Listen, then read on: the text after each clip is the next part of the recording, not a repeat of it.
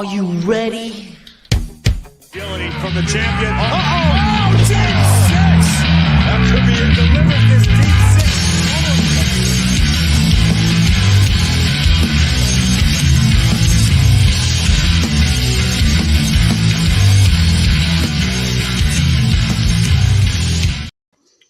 We are live. This is our WrestleMania 41 prediction show. Can you believe it? It's already been 41 years of WrestleMania, and we are here.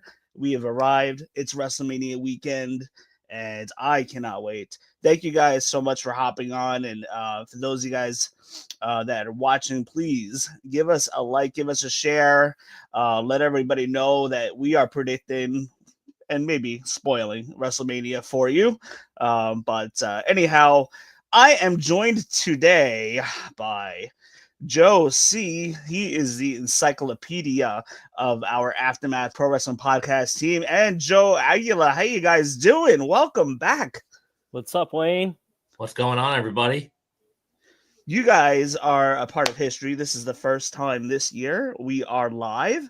This is our 5-year anniversary, by the way, which I am totally excited about.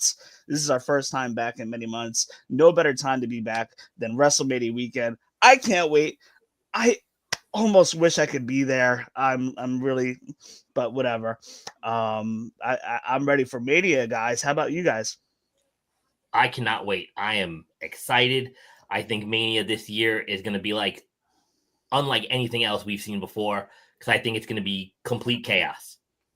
And I'm looking forward to it. Yeah, I mean, listen, WrestleMania 40, can you believe, was already a year ago? And we were talking about how that was like the biggest WrestleMania in history. And now we're just on the heels of WrestleMania 41. And it's shaping up to be, yet again, could be a very historic WrestleMania, and I am, I cannot wait. I'm so excited. I think we got a very good WrestleMania ahead of us for sure. A lot of people were kind of questioning the build for this year's WrestleMania. However, how do you follow up such a good WrestleMania as last year? First of all, last year was arguably one of the greatest Manias of all time. But that being said, we're going to dive right into it right away. Let's start off hot. We're going to talk about night one, and we're going to talk about the match that was advertised to be the opening match of WrestleMania. They are starting hot this year with the World Heavyweight Championship. Gunther defending his title against Jey Uso. So, Joe C, starting with you, how are you feeling about this WrestleMania starting off with that match? How are you feeling about this match in general? Who's going to win? Again, WrestleMania comes, you got to start off hot. And what is hotter right now than the winner of the Royal Rumble, Jey Uso, and his Yeet, right? My prediction, I'm calling it. Jey Uso becomes the new World Heavyweight Champion by dethroning Gunther with the help of his brother Jimmy. Joe, what do you got? Yeah, I mean, I can't argue that. Yeah, absolutely. I think that it's Jay's time. Listen, if you can't be the last match, be the opening match. So I think this is definitely going to go to opening match, Jey Uso. No, I agree, though. I think Jimmy is due some comeuppance, from his assault a couple weeks ago. And way to go for Jimmy with going full out with the color and really getting it in. And it looked great, honestly. And I think he will definitely play a role. He should play a role, and I think I think the crowd's going to go wild. If that's the opening match of the whole weekend, Jey Uso getting his first world title, it's going to be awesome. I mean, then that sets the tone for the entire weekend. Absolutely. WWE sees the bloodline as its golden goose. So you got to keep the story going. And what better way to keep the story going than by having Jey win the world title? Joe, you were right on there when you mentioned about Jimmy Uso coming in. He is going to come in. He's coming in with the black hoodie. if the black hoodie person is going to. Now, I have a feeling, though, I'm going to throw one little thing at you right there. I have a feeling that happens. Quite possibly we get Kaiser maybe interfering. Maybe there's some little shenanigans going on. Maybe Gunther's cheating. There's got to be something that causes Jimmy to come out. And I believe Jimmy's going to come out in that black hoodie. Take the hoodie off. Jimmy's back. The crowd marks out. Gunther gets distracted. Jay gets the win. We shall see.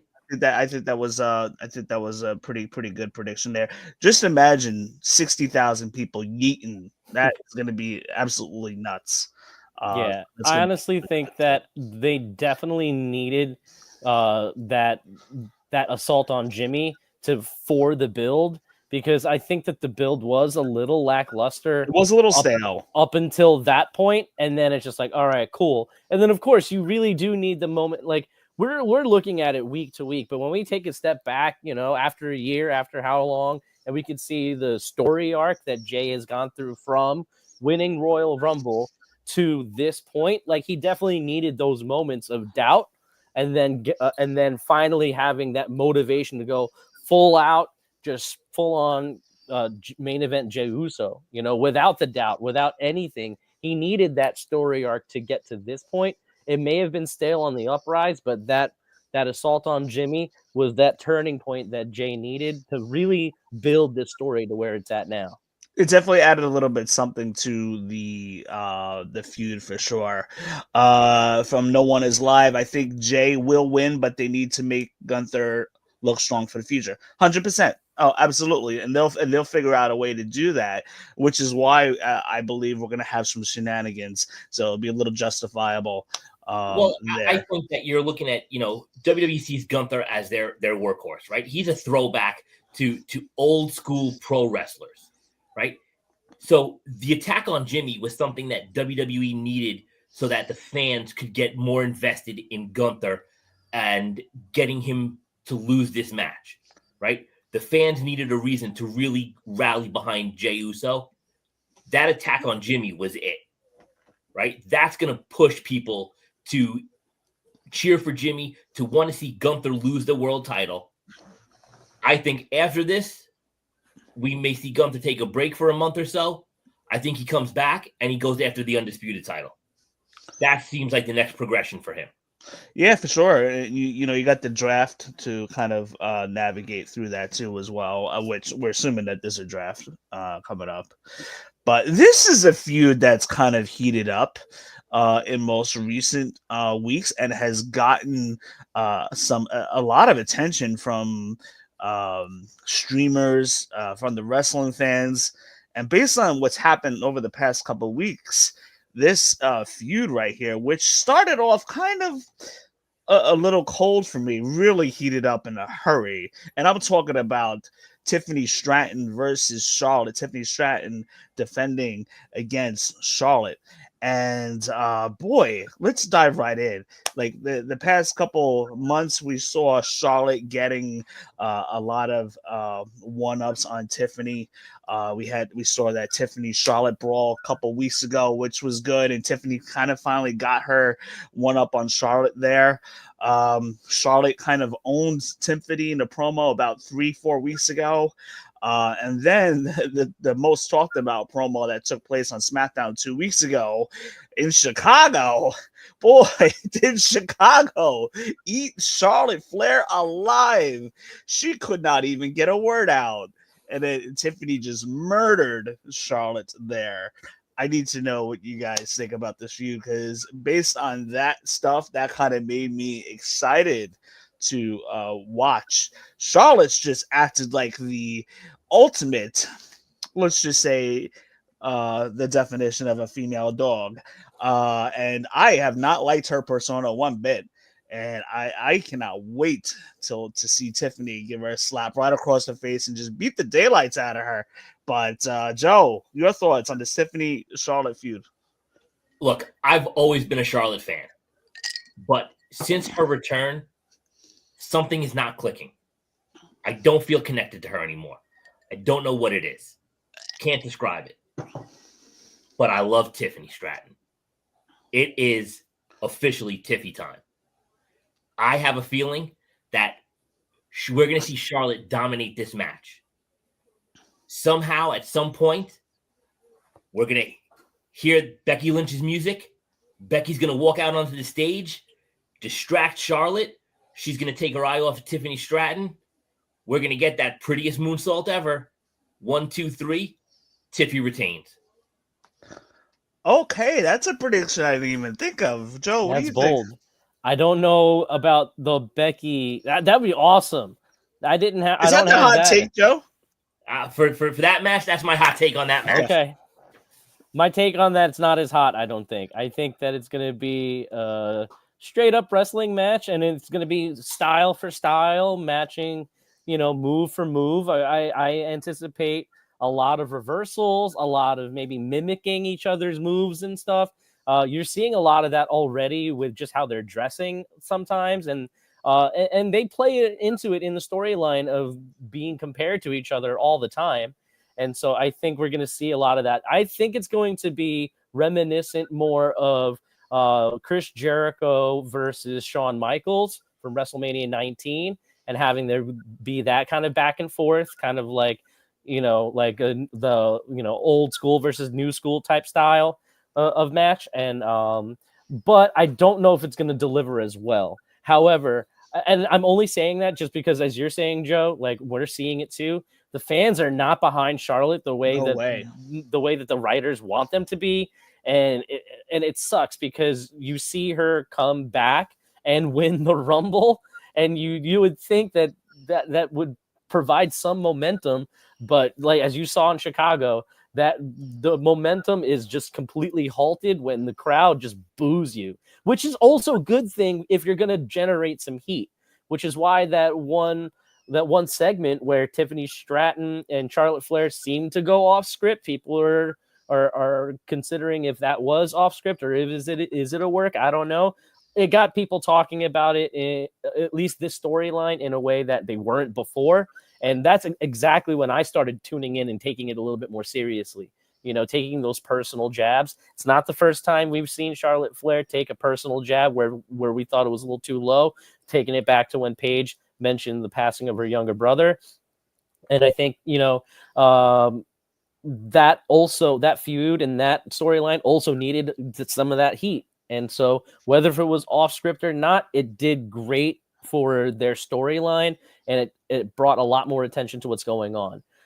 Moving into the match, like I said, I anticipate a lot of that back and forth, but I do not think that Charlotte should win. No. Even though this is going to be, is she going for number 15, number 16? She's going for 15, I think, right? Somewhere around there. I mean, I don't even count. I honestly don't even count half the title wins, right? Because she traded titles with Sasha Banks for 5 weeks in a row on Raw, losing, winning, and Yeah. But the other day, Dave LaGreca is on Busted Open. He's talking about how Tiffany Stratton is being force fed.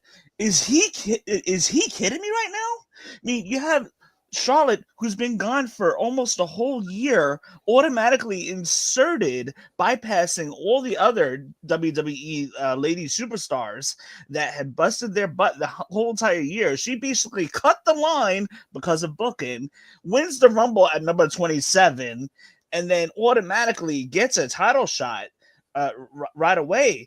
I mean, who's getting force-fed here? I mean, we call her Charlotte Reigns for a reason, because she's been the one force-fed. Now, Charlotte, we know she's good. We know she's great in the ring. Absolutely. She's had some of the best wrestling matches that we've seen in a long time with Rhea, with Becky Lynch, I think it was Revolution at Nassau Coliseum in that women's pay-per-view back in 2018, if I'm not mistaken. She's had some classics. But when it comes to Charlotte, the bad side of it is she's been force-fed, and WWE fans just want to see something absolutely new. It is time. Listen, Becky Lynch, if she comes back, she ain't gonna be around for a long time. Bayley, she's probably got about a good 2, 3, 4 years left. She's just kind of hanging around. She's just gonna hang around in just enough time so that she can feud with Izzy, her that girl. They'll have their feud, and Bailey will go off in the sunset afterwards. So there's going to be a change in the guard. So now's the time to get your Tiffany Strattons, your Lyra Valkyras, get them some gold and feature them. They're going to be the people that are going to hold up the women's division all the way up to WrestleMania 50, which, can you believe, is only 9 years away. Anyway, I digress. Should Charlotte win? Absolutely not. Just based on a lot of things, Joe. See, like you said, she's not clicking. She got murdered by the Chicago crowd. You know what would have popped me? If Tiffany Stratton would have went on and said, "Hey, Charlotte, this is called a promo," kind of like what John Cena did to Roman Reigns. Forget it. That would have been nuclear. Unbelievable. But again, the thing is here, right? We love Charlotte. Charlotte's been a great talent, right? There's no denying her skill level, right? And not just because of who her father is. I don't care about that. She's great in the ring. Her athleticism is top notch. 100%. But the fans have picked Tiffany Stratton. Yeah. The fans have gotten behind Tiffany. They chant, "It's Tiffy time." They are the ones who put Tiffany in this position. Yep. Even when she was Nia Jax's lackey, the fans were cheering for Tiffany. They couldn't wait for that turn. Yep. If Charlotte wins, you're basically pissing off 60,000 people at WrestleMania. That will not happen. Especially if night 2 we're going to get a title change that maybe some people don't want, but are kind of expecting a John Cena versus Cody, which we'll talk about later on. So you're not going to piss off people 2 nights in a row, Caesar. I'm sorry. You know what? I got Tiffy winning all of a sudden. I can't tell you how exactly it's going to be laid out. The Becky Lynch idea would be kind of cool. We've kind of saw something like that a couple of years ago with in SummerSlam. But, we'll have to see what happens there. But just based on all the current events and all the scuttlebutt between Charlotte and Tiffany, I'm ready for this. This one we won't spend too much time on, but we have the U.S. Championship being defended. LA Knight is going to defend his U.S. title against Jacob Fatu. And I need to know what you guys think here, because I see Jacob Fatu as a major star. He's shining. He's definitely, in my opinion, outshined Solo Sikoa, hands down. Joe, what do you think is going to happen here in this U.S. title match? The Samoan Werewolf decimates LA Knight in less than 2 minutes to become the new United States champion. Calling for a squash. I don't know if we get a squash. I don't know. You have to. But we have seen squashes before. I mean, We just did, like yeah. the 8-second Daniel Bryan versus Sheamus match at you have to WrestleMania do 28. it with Jacob Fatu. He is the guy to do it with. I was going to say, it has to be the right person. Yeah, even if he squashes LA Knight, it's not going to kill LA Knight's momentum. It's not going to damage him, because a lot of the wrestling fans know that Jacob Fatu is a big rise, and he's got it. Yeah, he's a star. Fatu is this is the guy who's going to carry the company for the next 10 years. Yeah, through the 40s. So yeah, I predict less than 2 minutes. Does Solo Sikoa play a role in this match between LA Knight? No. How do we get to Solo Sikoa versus Jacob Fatu? Because I feel like that's happening down the line. So yeah, maybe, I feel like that for story building, they were heading in that direction, but that got put in the back burner. Yeah, for story building purposes, that's how I would do it. I would book a match where, just to build it again. Of course, you want to make Jacob Fatu look like a monster. He's going to look strong, but I would maybe have Solo Sikoa try to interfere, and then maybe LA Knight ducks, Jacob Fatu hits Solo. He causes a distraction. LA Knight takes advantage, gets a win over Jacob Fatu. But again, that kind of kills Jacob Fatu's momentum. Not if there's shenanigans. I guess, yeah. And then from there, you could blame it on Solo. That could create that tension. And also, LA Knight, I think, might need a win at Wrestle. Not that he needs a win at WrestleMania, but he needs a title win at WrestleMania, a title defense, maybe, I guess. But either which way you go, will you take it? I think that LA Knight is more interesting in chasing a championship than he is defending it. He has done amazing work on the mic, even as champion, but I think he's the type of superstar that doesn't need a title, and I think that his mouth and his charisma and his work ethic will make those matches. And I think just storyline wise, he's more interesting seeing chasing the title than he is defending it. Jacob Fatu, if he wins his first WrestleMania, I think this is a great, like Joe was saying, like it's going to be the right person to do it. If Jacob Fatu is that guy, then you got to go full throttle, and maybe a squash is the right way to go. I don't predict it, but I would be interested to see it. I do think that, like I said, my prediction is Jacob Fatu tries to, Solo Sikoa tries to interfere to help Jacob Fatu. That gets a mix-up. LA Knight goes over because of it. That way it protects Jacob Fatu a little bit, doesn't make him look weak from a clean win, but LA Knight wins, maybe. I don't know if you guys can see this, by the way. I was so excited that this came in right on time, but nice. I am ready. I'm 55-45%. 55-45 in favor that Jacob will win the US title. I feel like he's ready. He's on the rise. He's got it. He's going to be a major star.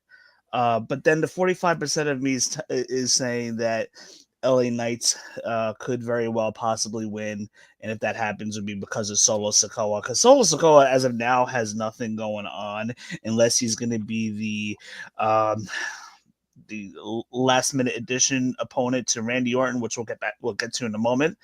But Solo has nothing going, so it could make sense that Solo kind of gets involved here. And if that happens, it hopefully it just depends. It could cost Jacob Fatu the match, and then they feud for Backlash, or he legitimately helps Jacob Fatu, and LA Knight loses the belt. So we'll have to see what happens there. Let's see what we got. Comment. In my opinion, WWE wants to make us think Fatu will squash LA, but I think Solo will cost Fatu the title. That's very well possible. That can't be ruled out. I think this is Jacob's match to win, but now that I'm thinking that Solo is kind of hanging around, we don't know what's going to happen there. Rey Mysterio versus El Grande Americano. Won't spend too much time on this, but let me tell you guys, the internet is so wild, and I saw a photo today. I'm going to see if I can post it. Let's see what we got. I definitely have it. I definitely uploaded it. Please don't tell me it's the Vinnie Mac one. Yeah, you saw that? Oh, here it is. Oh, man. Imagine that stadium would go wild. That stadium would collapse if that happened. But anyway, we got Rey Mysterio versus El Grande Americano. Obviously the storyline is people think it's Chad Gable, which we pretty much know it is. But I would like to see them WWE do a little bit more somehow, and they did it last month backstage, where you see Chad Gable being interviewed and then El Grande Americano walking in the background, which I thought was really funny. I feel like I need to see more stuff like that. But I don't know. What do you guys got here? I think I got El Grande Americano winning by cheating. I have Americano winning this. I think that this started as a comedy act for them, and they were surprised by how people picked up on it, and they're going to go with it now. He wins. He beats Rey Mysterio clean. Here's my Here's my hot take. I hope I'm wrong, but I think I think it's been Chad Gable this whole time. But I think during the match, It's not going to be Chad Gable. I hope it's Jason Jordan. I know that their builds are a little bit different, but maybe he has a miraculous comeback or whatever, and it's really him the whole time, and he can kind of fit into that American-made mold. But I don't know. I also agree that the fans love El Grande Americano, or as I like to call him, the medium coffee. I think the medium coffee is going to win. They gotta have somebody with the same exact build as close to like Chad Gable, obviously wrestling as El Grande Americano, and Chad Gable's got to come out and interfere. That stadium will pop. They will lose it. I will die laughing if that happens. Would be interesting. Just to kind of play into this, gimmick that they have going on here. But oh, that would be great. El Grande for the win. Yeah, I think that's where it's going. There's going to be some shenanigans for sure. Here's another one. Another match that, it's there. It's kind of, filler. But we have Jade Cargill versus Naomi. And I got to be honest, for many months, and I got this wrong, and maybe they're going to head towards it, maybe like SummerSlam. But I was really kind of expecting Jade Cargill to be fighting Bianca Belair this year. And it's just kind of like where the trajectory was going. So I did not expect Naomi to be in this position in this storyline. I don't know. I got a feeling that Naomi could win this. This is kind of like a toss up for me because I'm not really too sure where they're going next. What do you guys think about this match? I think that this is going to be Jade's best match with Naomi. I think that's why they went with this match, because Naomi is the consummate professional and is going to give her the best match of her career. But I think we see a double turn. Jade turns. She's going to berate the fans, and I'll get into more about Jade Cargill when we talk about night 2. I'll just leave it at that. Bet. How about you, Joe? I think you're right that this will be Joe. I think you're right. This will be Jade Cargill's best match, and I think Naomi is the perfect dance partner for that, especially because this is Jade Cargill's first singles match at WrestleMania. And I think that for that, she wants to show how much she's progressed as a wrestler since, people are still kind of talking about how, like she can't wrestle or whatever. But I think that this will be her best match. It needs to be. I am surprised that this is not booked near Bianca Belair's match. I heard one take where someone predicted that it was going to be the women's title match. Bianca loses, and then on her way up, the next match starts, and it's Naomi who comes out, and they kind of have to cross each other that way to kind of give each other that reminder. I think this story is not yet done. And Wayne, I think you mentioned SummerSlam. I do foresee a new side of Bianca Belair kind of starting to surface, and that's going to definitely be a good pairing for a Jade Cargill down the road. Maybe even a triple threat between the three. That'll be interesting. Jade Cargill. So the reason why she's been off for so many months is basically she was at the Performance Center wrestling and working on her craft for many months. There was just a lot of complaints backstage internally in the WWE main roster about Jade Cargill getting all this time, and yet she's not improving. So she went down to the Performance Center, was working on her wrestling for a number of months. So I'm expecting that Jade Cargill will have her best performance yet. And she's got a pretty good dance partner, Naomi. So this is kind of a tough one to call. I think I don't really know where I'm leaning towards with this match. I guess we'll just have to see it played out. I think I may have to give Jade Cargill the slight edge. If Naomi wins, she'll probably be cheating or something like that. So we'll have to figure that out.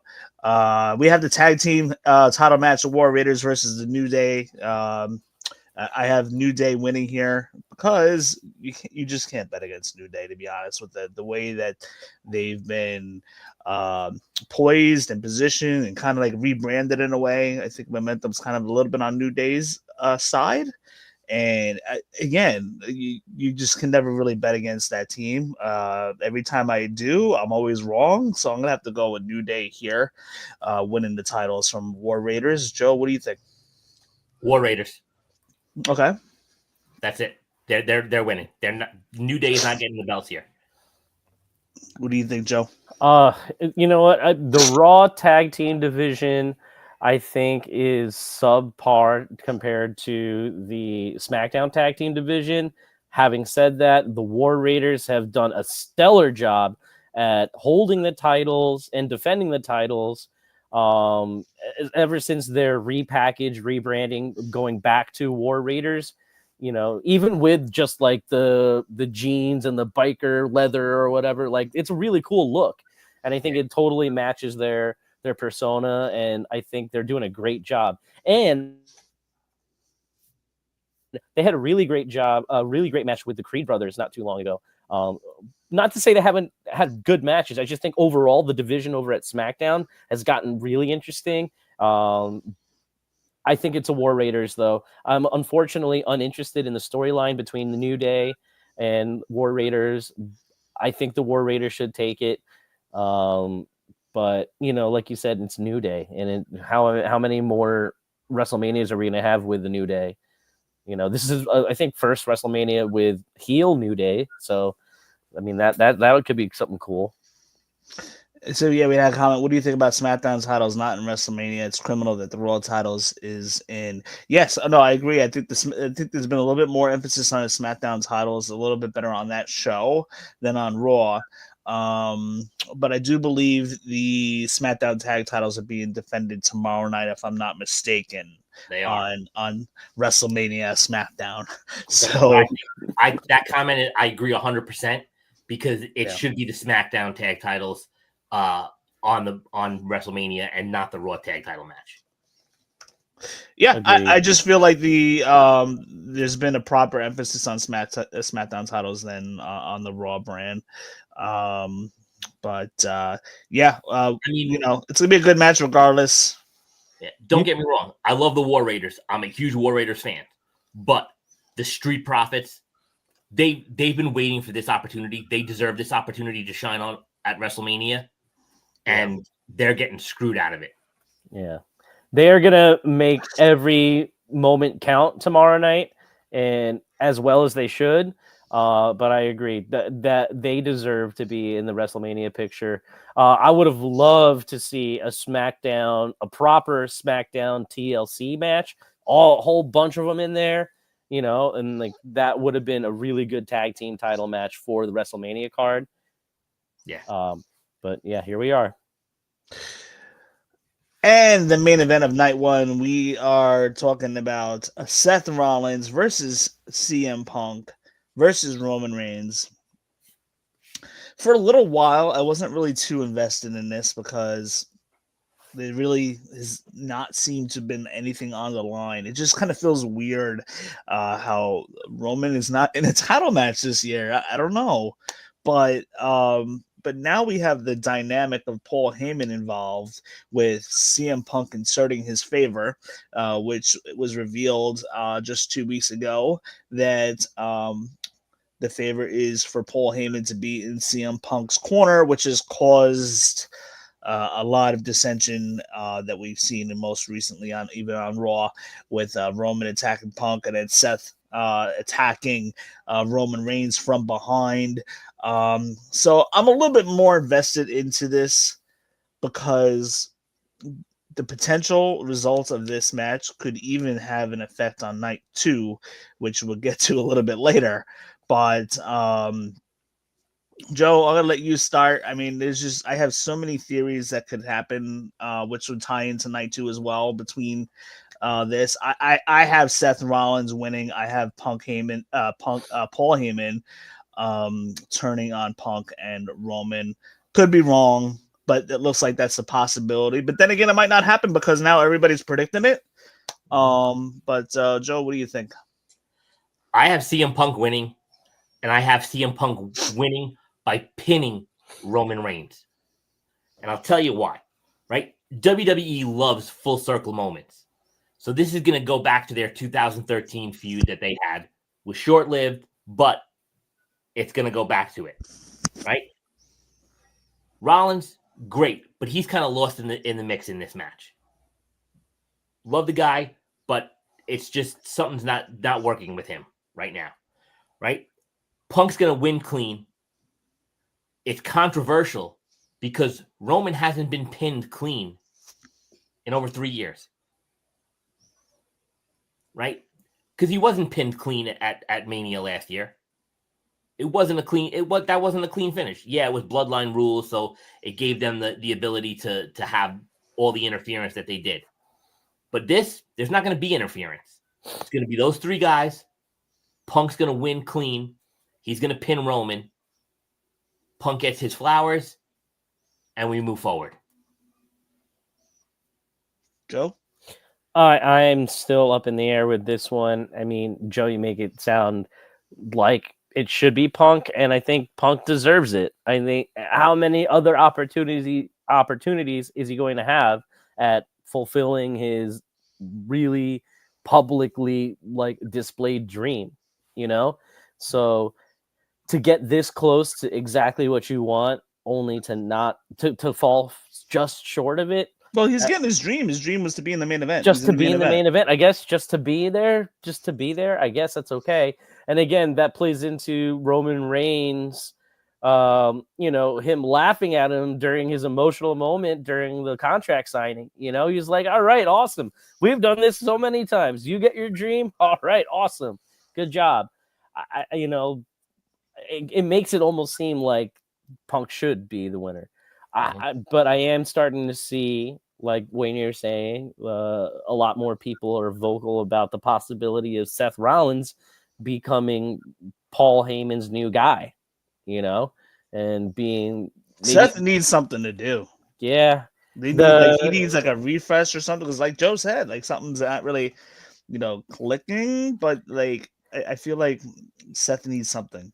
He lost his world title a year ago. Yeah. You know what I mean? And so for the last year, it's been kind of just, he's been a major player for the last year, of course. But I mean, without that title, without chasing after the title, being in consideration of it, what is he really doing other than, conducting the chorus of fans singing his music? Yeah, well, that's been the thing. Rollins never got a rematch. They never even put him back in the title picture after he lost. Why? To build up to Rollins and Punk. And then we throw Roman in the mix here. Right?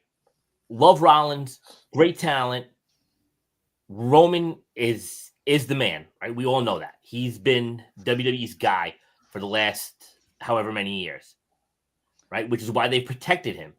So again, he got the win night 1 last year, but it wasn't a clean win. Bloodline rules, right? Night 2 last year. All the shenanigans that happened, everybody interfered. Yeah, he lost the match and he lost the title, but he didn't lose clean. And that is the big point, right? Yes, Cody's been a great champion, but he didn't beat him one-on-one without interference. That's the asterisk next to that match. Here, okay, yeah, it's triple threat. There is no real rules.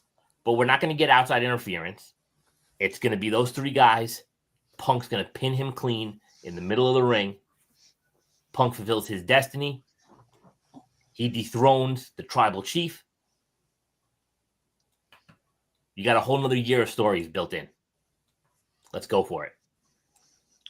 We got a comment here. The Shield comes back at WrestleMania. No. The Shield's probably never, ever gonna happen.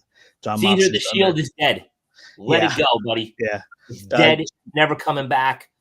He's your AEW champion. Now, let me tell you though, with Triple H running things and under new ownership, it is entirely tempting, I'm sure, for Moxley to want to come back. But either way, right now he's under contract with AEW and he's the AEW World Champion.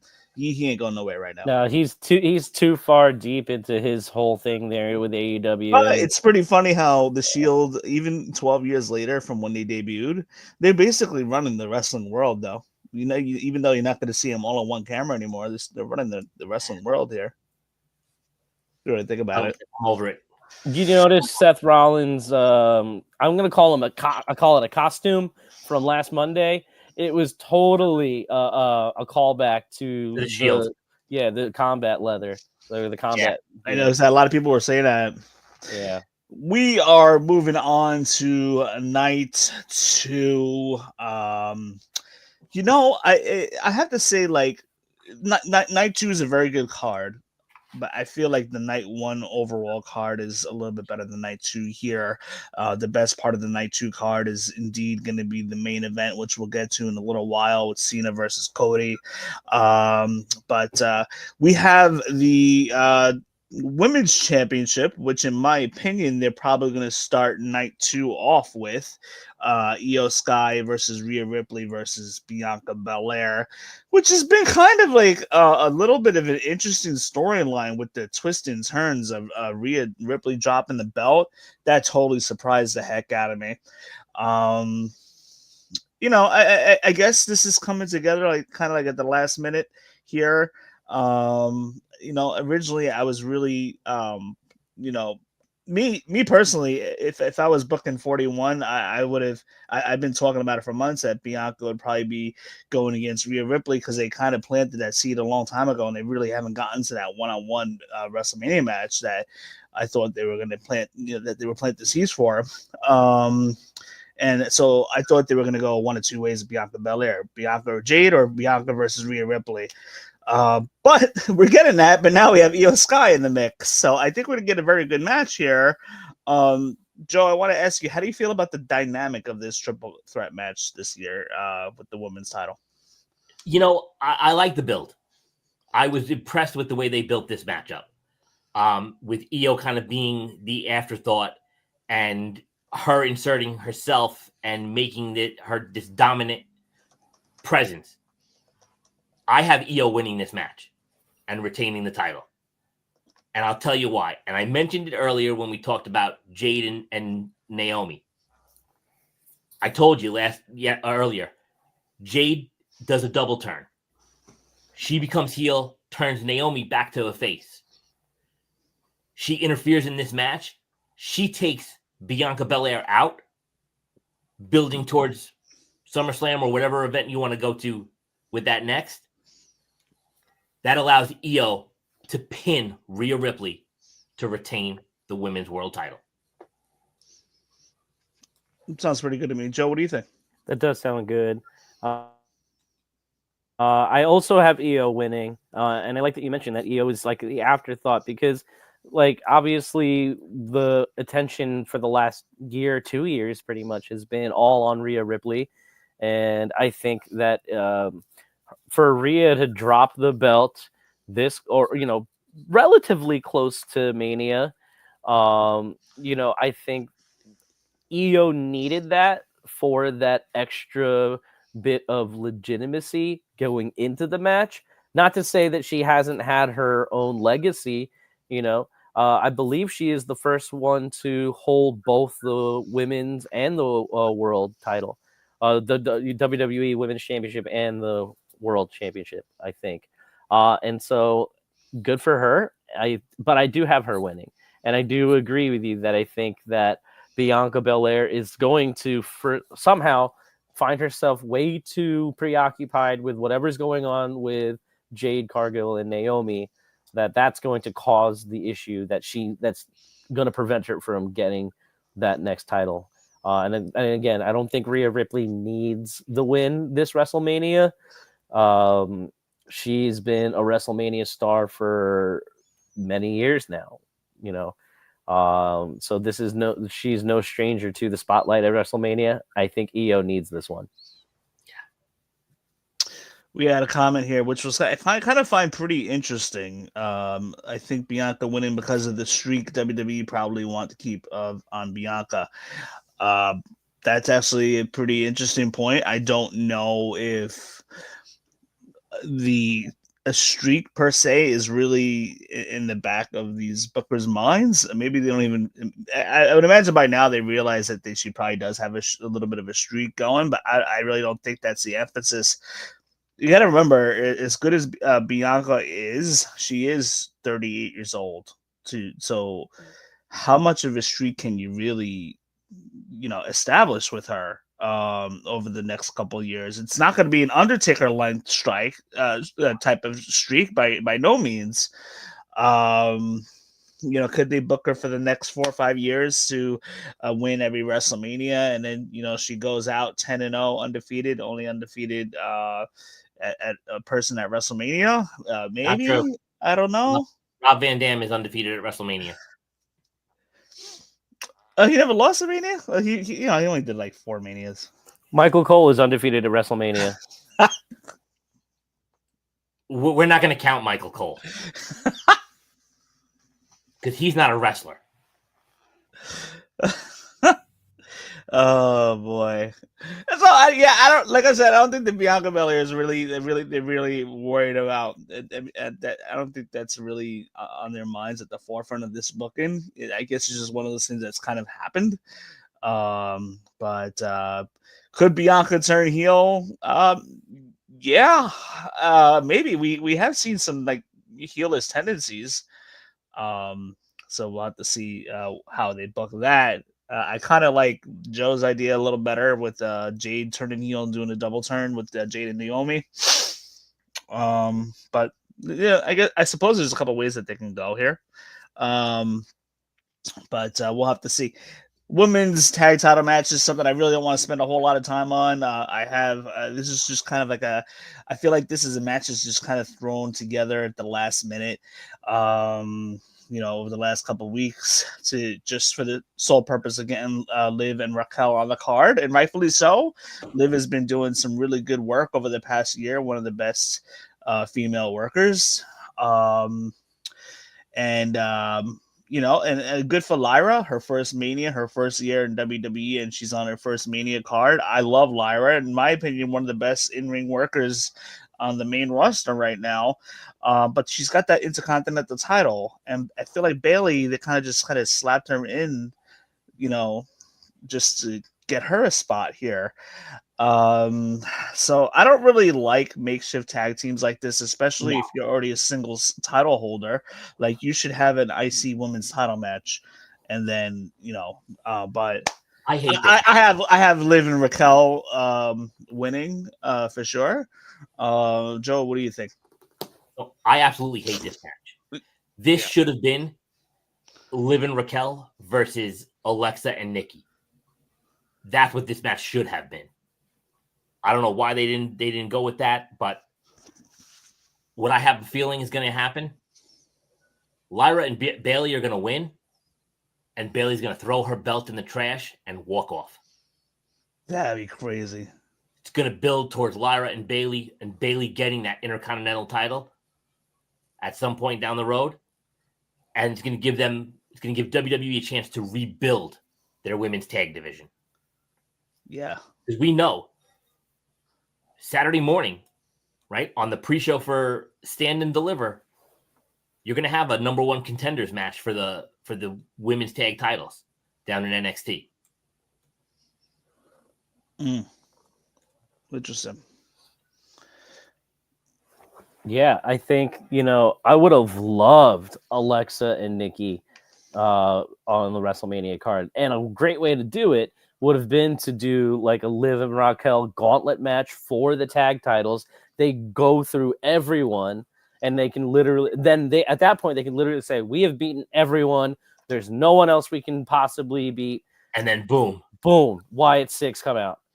And then they just point to the WrestleMania sign. That's all the build that you need. And then you can drop it into anywhere in the WrestleMania card.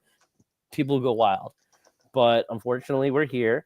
I think this definitely has to do with Bayley and Lyra Valkyria creating some type of storyline between them revolving around the IC title. I like the idea of them winning. I didn't have that. I had them creating a lot of tension, and it's all about each other, and then all of a sudden them trying to one-up each other, and then them causing each other to lose the match, and then that just causes more tension going into SummerSlam or whatever, in which maybe Bayley gets her IC title run. Even if Bayley turns heel again to put Lyra, keep her as a babyface, defending the title. But I also like the idea of them winning and having that slow burn of tension. Like, yeah, they're tag champions, but Lyra has that win over Bayley. And Lyra could be the reason why they keep winning and keep defending these tag titles. And that slow tension of this bitter Bayley, this bitter veteran Bayley having to take care of her little sister who's getting all the spotlight and who has the IC title. And that jealousy is going to boil and boil and boil. And then eventually you're going to have it blow up. They lose the tag titles. Then that goes into a feud for them. It has potential to take them where they need to go. Am I excited that this is happening at WrestleMania? No, I think this could have been any other PLE. Those of you guys that are watching, we are halfway through night 2 of WrestleMania. Hang tight because we are getting close to that main event that I am so itching to talk about between Cody and John Cena. I'm going to get to that in just a few moments. But those of you guys that are watching, if you're not subscribed to our YouTube channel, please help us out and subscribe so you get the alerts, because we're going to be here Saturday. We're going to be here Sunday with the post shows, and Monday, the Raw After Mania for the next 3 nights. I'm excited. I'm so glad we're back and we get to do this. It's going to be a great weekend. Next up, we're talking about the IC title match of Penta versus Dom Mysterio versus Finn Balor versus Braun Breaker. So a couple things here. Braun Breaker, I'm going to say it right now. At some point within the next year or two, he will be the world champ, and he is going to be the main guy that's going to march through the WrestleMania 50s as the next main guy. I've seen it for a couple of years. The only thing that I'm like afraid of is that, because I believe he's dropping the IC title Sunday night. I believe that is happening. And I think he's going to, right after Mania, he's going to start getting integrated into the main event scene. I just worry that they're going to rush it. But at the same time, I see it. Braun Breaker is going to be the main guy going into the WrestleMania late 40s and 50s era for sure. So guys, get ready for that. That is happening. I feel like the writing's on the wall. But I have...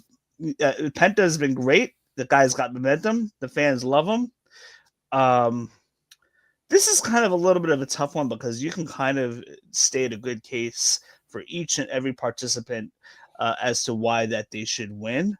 But I have a feeling, and they could very well go Finn Balor, so he gets his flowers as the leader of Judgment Day. I have a feeling that Dominic Mysterio might walk out into Continental Champion here. I don't know why. I just had that feeling. He's got the he hasn't had a singles title on the main roster yet. He's I believe he had the tag title already. I know he had the NXT North American Championship. Yeah. So that happened. He had the tag titles with his father, but never part of Judgment Day. Yep. And also, like, the other thing too is, like, I feel like Judgment Day might implode here, and who knows, maybe even a new member comes out of this. But Joe, what do you think? I feel like there's a lot of different things that they can do with this match. What do you got? I think this is going to be a banger of a match. Yes, and this could potentially steal the show that night. At some point throughout this match, Braun Breaker is going to spear Penta out of the ring, allowing Dominic Mysterio to sneak in and pin Finn Balor and win the Intercontinental Championship.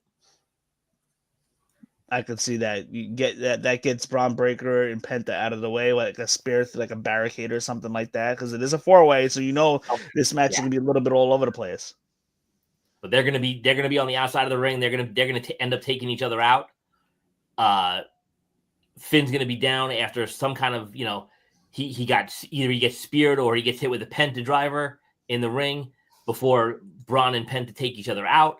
And Dom's going to sneak in and cover Finn, get the win, and become the Intercontinental Champion. And there we implode the Judgment Day. Because I think Monday, Raw after Mania, I have a feeling you're going to see Aleister Black come back as the new leader of the Judgment Day. I have that feeling too. Like I have a feeling. Now somebody's been talking about SmackDown, like with the 425 vignettes, and I feel like I gotta like maybe go back and watch last week's SmackDown. But that there was a vignette of 425 of like one of the wrestlers. Yeah, it's that Black with the smoke, which is next week. Yeah, can you tell me what you saw there? I mean, could it be him? Sure. Would it make sense? Could. But I don't know. For some reason, this just seems like the right move. Yeah, I would think so. I mean, the only reason why I would say, okay, Black would go to SmackDown is because his wife, Zelina Vega's on SmackDown, and they can travel together. But, so we'll have to see how that plays out. But that's kind of what I had in mind, too. Like, Judgment Day either going to implode or because Dominic's been talking about hinting at new member for the past 4 to 8 weeks now about getting a new member and what have you. So I have a feeling like that's the route they're going to go on. So we'll have to see. Yeah, I'm kind of with you. That Dominic, I feel like Dominic's gonna sneak a win here, like Dirty Dom, like a good heel style win. He's the most hated heel. They gotta give him. He's getting the belt. Thank you so much. No One Is Live. Appreciate you. But yeah, I Dominic. I think Dominic, and like the crowd is like, I think. Honestly, the WWE universe, even though like they still boo Dominic, but I think it's a boo of like endearment. I think like Dominic is actually truly loved. But if you notice, honestly, they're starting to cheer for him too now. Yeah, that's what I've been noticing. So he went from being WWE's most hated heel to now he's kind of endearing. The crowd is endeared to him. Yeah, you love to hate him at this point. Because well, we know who WWE's most hated heel is, and we're going to talk about, I'm sure that match next in Logan Paul. Oh, yeah, we can go there next. AJ Styles versus Logan Paul. I mean, in this match, like I feel like AJ Styles has kind of been like a little flat for me. Recently, I mean, obviously there's no doubt about it. Like he's, one of the best, stars in the business and has done some great work. One of the greatest careers of all time. He's been doing this for like 25 years, just about, on TV. That is, but I feel like this match is gonna go to Logan Paul. Yeah, this is gonna be AJ passing the torch to Logan Paul. AJ's gonna put him over. He's gonna do the right thing because AJ's on his final run. I think. I think so. I mean, like he can still work. It's just like, what do we have him do at this point? Like he's done it all. Yeah, I think that AJ Styles is a great dance partner for Logan Paul. Oh, 100%. They're only going to protect Logan Paul and give him someone who can definitely give Logan Paul his best match. He needs a good, solid singles match. And if he does win, I want him to win clean. He should win with his new finish. AJ Styles is such a trooper for being the guy to take that finish multiple times at this point. What is it called? The pulverizer? The pulverizer. Yeah. It looks great. AJ Styles makes everything look great. It reminds me of his match with Shane McMahon, which I believe opened the show that year, or it was definitely early on. And I think it was a really great, solid match. And like it made Shane look really good. And I think AJ Styles is going to take care of Logan Paul. I agree with you. AJ is in the twilight of the peak of his career. So let's face it, he has the potential to be a face in some type of form or fashion in wrestling for however long he wants to do it. I think of like Rey Mysterio. He's kind of still there, but he's kind of doing his own thing and kind of like helping to shepherd the next generation. And I think AJ Styles could potentially do that. I think that Logan Paul will take this one. I hate to say that. I can't believe I just said that, but this is where we're at. I think if the company wants to protect the company and keep putting this guy like on a WrestleMania card, then I think he's got to look strong at some point. So, Joe, 1 second. Those of you guys that are watching, the Instagram Live is going to end in about 5 seconds. Switch over to our YouTube channel in case it does. Our apologies. Switch over. Cool. All right. IG Live is probably over. I haven't checked, so I had to get that announcement in there quick. But Logan Paul is going to win, and we'll see where they go with him. Like, definitely. Main eventer championship material if he can show up a little bit more. I think it's just that talented, and his heel work has just been absolutely amazing. Yes. Oh, thank you, StreamYard, for reminding me Instagram is done. Oh well. Anyway, moving on. This match I'm not really too invested in. But we're talking a Sin City Street fight, Drew McIntyre versus Damian Priest here. I'm just going to go out and say I think I got Drew McIntyre winning, but I think we're going to see a very good match, good street fight here. I don't know. What do you guys think? I mean, I feel like this match is kind of just there at this point. Good filler, but filler. So I have another hot take on this match. Sure. Right? Because of the events that are going to happen earlier in the evening, I think we're going to see Drew McIntyre win this match after Rhea Ripley costs Damian Priest the match. Because of her frustrations of losing the women's world title, she can finally understand why Drew McIntyre has been so upset all these months, and she joins Drew. Like, just kind of like just her and Drew, or joined up with other people? I think just the two of them for right now. Okay, we can revisit that. But yeah, that's very, very well possible. But I have Drew winning. That'd be interesting. It'd be something for Rhea Ripley to do, because I feel like maybe she's lost a little momentum too throughout all this. But I would like to see that. That would be pretty interesting. I want to see something a little bit new for both Drew and Rhea. But what else do we got here? Real quick, I just want to add. I think that this is going to be a decent match. The Damian Priest, Drew McIntyre. It's a callback to last year when Damian Priest cashed in. And so I think that they're due for, Drew McIntyre is due for some revenge. I mean, of course, it's been a year, but it's a callback to it, and I think that Drew going over, Damian going over, whichever way you want to go, I think it's going to be a filler. It's going to be a banger. And yeah. Again, WWE loves to come full circle. Yep. So we're going to come full circle, but I think we're going to see Rhea interfere, cost Damian the match, side with Drew McIntyre. Drew gets his win. He gets his WrestleMania win in front of the crowd and gets to actually enjoy it this time. Yeah, last year was a little crazy. I'm not going to lie. All right. So we have arrived. Nope. I'm going to stop us. We're not getting to that match yet. We have one other match to talk about. Hold on. Yeah. Randy Orton? Going to be Randy Orton. Yes. And here we go. It's going to be Randy Orton versus a returning Rusev. Yes. I was hoping you were going to say Rusev. I think so. It is going to be Rusev Day all over again in WWE. I think you're right. I think he's got the experience. He's been on the main stage before. We saw it 1-on-1 versus John Cena at WrestleMania 31 California. I think you could easily insert Rusev. Now, does he come back with Lana? No, I don't think so. You don't think so? You don't need her. No.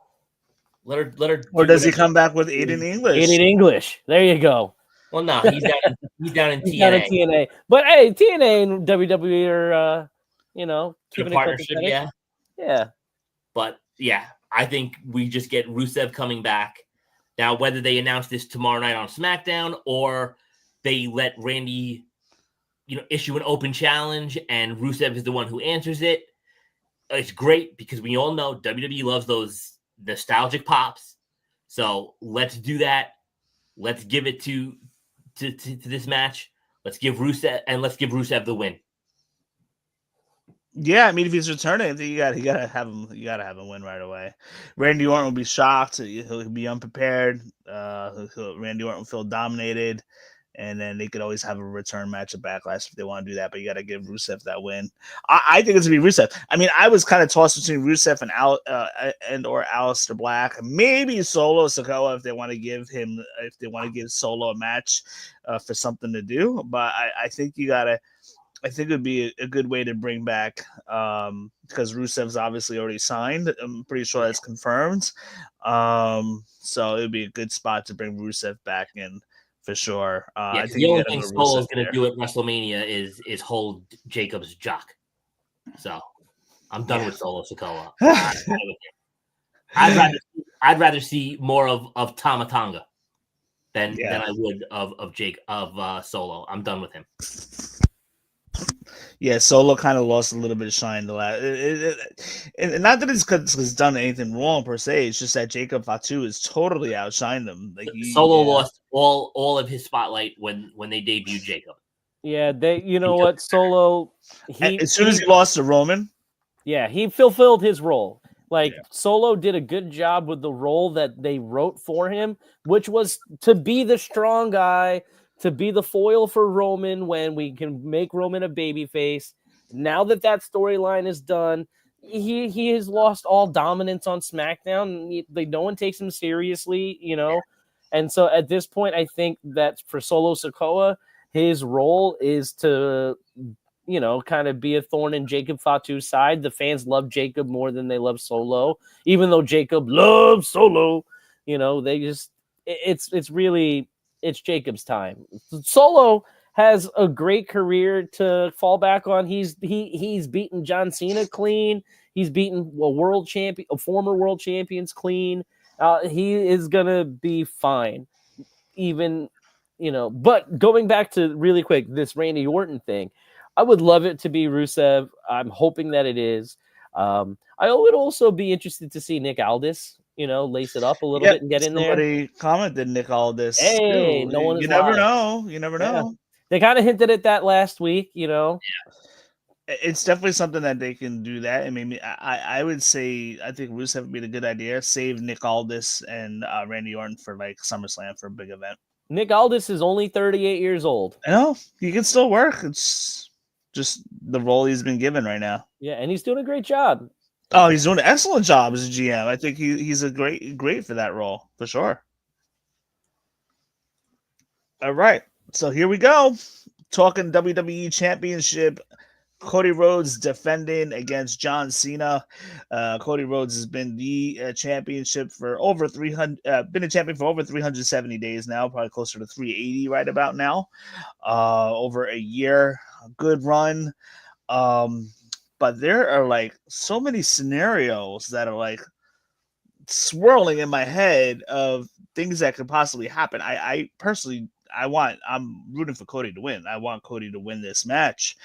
But I don't know, Joe. I'm gonna have to piggyback off your comments here just to kind of sort out what I think. But I feel like there's a lot of let's just say brouhaha that's gonna take place during this match. Possible screw jobs, maybe even somebody walking out of Vegas that's going to be champion that wasn't even advertised to be part of this match, kind of WrestleMania 9 style. I just feel like something big is going to happen tomorrow, this weekend, and I have the feeling it's like a new big angle that's going to kick off, stemming from this main event that we're going to see Sunday night. Joe, what do you got? I have Cody Rhodes beating John Cena. I hope so. I'm not ready for Cody. I feel like this title run's got legs. I don't think this is the time to put the belt on Cena. I think it's the predictable thing. And everyone's expecting Cena's going to win. He's going to break Flair's record. He's going to be the 17-time world champion, which I think he will do, but not here, not at Mania. I have a feeling that he's going to chase this. He's going to keep this heel going, this heel persona going, until he gets another shot at Cody, and he's going to beat him in his very last match at the end of the year. And he's going to retire as WWE champion. Oh, that could happen too. Yeah, they can't not give him number 17. At this point, like to talk about it this much, to have fans be But so invested at this they've point. had 7 years to give him number 17 though. But you also got to No, realize, but this is the last one. But Triple H is booking this. Yeah. And we all know This is true. You know how near and dear to Hunter's heart Flair is. So is he going to really want Flair's record broken? He's going to be the one to break it, to book it and break it. I mean, it would cement Triple H's legacy, you know, to kind of put a feather in his cap. Like, hey, I'm the booking agent on this one, and I'm the one who's doing this. But again, I don't know. Does this generation need a new Ric Flair to, No. You know what I mean? But again, if you talk to, anyone who's been around the block a few years, right, they're going to tell you that the real number's 22 anyway. It's not 16. It's actually 22. WWE only recognizes 16 of Flair's world titles. So, gotcha. That's an interesting point. I want to see Cody win. I'm not really ready for him to drop the title, to be honest. But then there's also the possibility that John Cena could win. Screwjob, maybe Jey Uso. Somebody was mentioning to me the other day, like, okay, Jey Uso wins the title on night one, first match, and then he comes out to appear to save Cody Rhodes because then you got people interfering in this match. no. But then Jey Uso screws. It's kind of like a fetch because, like, I told this person, like, if this happens, I need a really good explanation of that on Monday. If Jey Uso shows up at the end of WrestleMania on night 2 to screw over and help Cena, it's not gonna. That's not gonna be why. It's gonna be because Cody has won the match already, and they're gonna have that Benoit Guerrero moment, that WrestleMania 20 moment, in the middle of the ring together, both holding their world titles. That'd be cool. So you don't think there's any possibility of any screw jobs or? Well, I think The Rock's going to attempt to try and screw Cody over, but I think it's not going to work. And I think Cody's going to get the win. I think he's going to beat Cena clean. Because again, this is Cena's last year. Yeah. Cena should be putting these guys over. Yeah, 100%. And him putting over Cody Rhodes at WrestleMania, that's the right thing to do. Yeah. And listen, I mean, even if Cena walks out of their champ, guaranteed, you bet your bottom dollar that Cena's going to give that win back to Cody on the way out. You have to. You absolutely have to. The other thing, too, is you have Ric Flair. He's going to be in Vegas. Austin's going to be in Vegas. Do you think any of these two guys could play a factor in the match? Flair definitely no, because he signed to AEW. Is he still under contract? Yeah, he actually made mention of it too. Yeah. Someone asked. Jeez. He ain't gonna be there. Gotcha. And maybe how about Austin? I hope so. Maybe help take care of The Rock. He doesn't need to be involved in the match. He doesn't need it, but he'll be around, which is cool. So you got to think of that. If The Rock comes out and interfere, who's coming to Cody's save here? Nobody. Cody's gonna do it on his own. Good. As I just feel like based off the last 2 years, I think I feel like there's a potential of an Avengers style type of thing maybe happening. Maybe. Now, do you guys think that there's a possibility that Cody wins, but then a GM comes out and says, but wait, there's more. We have one more match, kind of like WrestleMania 9 style. Maybe not a GM, maybe The Rock. Mm-hmm. And then Anybody and The inserts Rock himself. maybe inserts himself. Maybe he has a new Paul Heyman guy. I don't know. I just feel like something's really fishy about the end of this Mania. I can't see that happening because again, I don't think that this is about The Rock. He can't put himself there, right? I think we've moved on past that, that era where these guys have stroke, right? This ain't Hogan pulling the strings like he did at WrestleMania 9 to put himself in the match and become the world champion. Joe, what do you think? Yeah, I mean, I don't think that Any anything's going to happen possibility of after the match. Okay. I think that it's going to, whether it's going to be reminiscent of last year with a lot of interferences, it should be a straight up match. I don't think there's any other stipulation. So, barring the referee getting knocked out, I think it should be a pretty decisive, clean match. I mean, what's the worst that'll happen? That it's an actual match and one person goes over?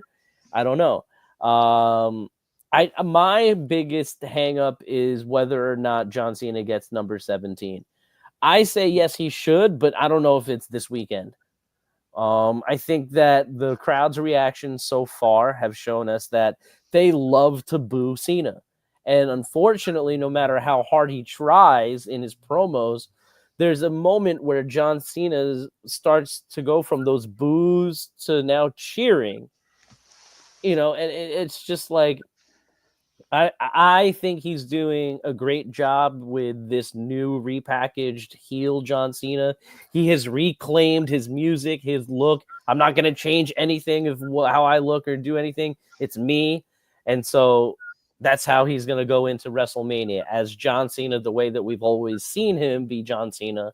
And I think that maybe even his wrestling style isn't going to change much. Is he going to do heel stuff during the match like cheat? I don't know. Oh, I think so. Maybe he's going to bring out Yeah. the chain, like I think there's going to be some throwbacks. Something like that. This throwback heel stuff for sure. I just feel like there's a big angle that's going to come out of this WrestleMania for sure. And I just have a feeling it's going to come out of this match. But, just like WrestleMania 17 on the fly. You guys remember the WrestleMania 17? Arguably the greatest WrestleMania. Like you can now make an argument that maybe WrestleMania 40 was the best. But anyway, I digress. WrestleMania 17, Stone Cold Steve Austin versus The Rock, but it was announced right as the match beginning that it was going to be a no disqualification, was not advertised, was not talked about, last minute on the fly. And that fed into the storyline to help Austin turn and win that match against The Rock, taking the title away. I'm wondering if it's possible, like we see something like that. But I just, guys, I'm telling you, like I feel like Monday morning water cooler talk is going to be a big about what happened the night before on Mania for sure. I feel like even Triple H has hinted that this is going to be one not to forget. Yeah, I mean it's possible. I mean, honestly, Stone Cold should have been really the Undertaker spot last year. But it was, they couldn't get Austin to come in. It was the Undertaker, which was a nice surprise too, because of the feud that Rock and Undertaker had over the years, for sure. But I from WrestleMania 39, I had WrestleMania 40 booked perfectly to the T with that main event, except I got that wrong. Nobody saw it coming. Everybody was probably predicting maybe Austin. So nobody saw that coming. But we'll see. I think Austin will be in Vegas. It's very possible that he could take out The Rock. He's there already. He commented he's there already. Yeah, and then maybe Cody gets the win there. I'm just not. Yeah, I don't know. John Cena is listed for a fair amount of dates between now and the summertime. So it's very possible he could win the title. You know, he's gonna be around like once every other week on average. So, you know, we'll have to see what happens there. Somebody was making comments that, oh, Cody Rhodes is not going to be on Raw. He's not advertised. He's going to lose the title. Newsflash, Cody Rhodes is a SmackDown guy. Let's keep that in mind. Oh boy, the IWC sometimes. Anyway, Joe, you guys have any last minute comments? Things, maybe something that we didn't really go over as far as the main event goes. I mean, as far as the main event goes, no. You know, again, I think overall, Mania is going to be a great show. I think we're going to see a lot of chaos here. I predict a lot of chaos to shake things up and kind of move us towards what's to come. Yeah, I couldn't agree more. Joe, what do you got? Yeah, I'm here for it. You know, this weekend we've been looking forward to it for the last year, and you know, coming off of the heels of WrestleMania 40, it's big shoes to fill. But I think that they've built two strong cards. Typically, I've liked night one better than night two in the last couple of years, but I think that this year I am so invested in seeing what happens with the John Cena Cody Rhodes that I'm just going to be looking forward to that match and night two overall. It's going to be one heck of a weekend, and I can't wait for it to get kicked off. Yeah, this is gonna be a great weekend. I'm excited. I feel like this is like the wrestling fans' Christmas. It's a little weird how it lands on like Easter Sunday. It's like, oh gosh, like I'm supposed to be talking about Easter, which I am, but I found myself talking about wrestling because it's the biggest wrestling weekend of the year. So it's like, but it's such a good weekend ahead. I can't wait. It's going to be a great show. Joe, if you're going, I know I think you said you're going. You're probably going to be about 30 seconds to a minute ahead of us, so don't text us too quick if you get excited about something.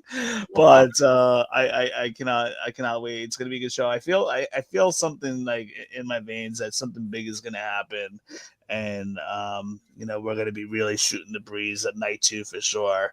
But in the meantime, guys, thank you so much for hopping on. This is our first show back in 8 months, 2025. We're going huevos to the wall this year. We're going to be doing as many podcasts and videos and short videos as much as we can. And be a little bit more present now that time is freed up. So I cannot wait. And no better time to come in than on our 5th anniversary on WrestleMania weekend. So guys, thank you so much for being part of tonight. I'm excited. I'm ready to go. I know you guys are. Thank you so much for hopping on. And everybody that's watching, make sure you share this video, and you guys all have a good night.